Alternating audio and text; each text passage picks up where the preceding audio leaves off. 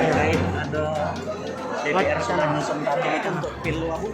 Oh ya, itu masalah itu memang saya serahkan dengan mereka. Itu memang ada di wewenang mereka. Ya. Untuk sementara ini parpol lah nyetor nama lo Mbak.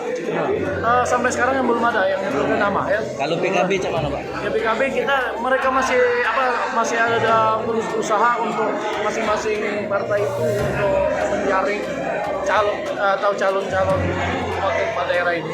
Jadi saya serahkan kepada DPR sepenuhnya. Nah itu tergantung mereka yang akan membuat tatip dan sebagainya. Saya cuma hanya menunggu. Nanti menunggu DPP Pak. Tentu semua partai itu menunggu.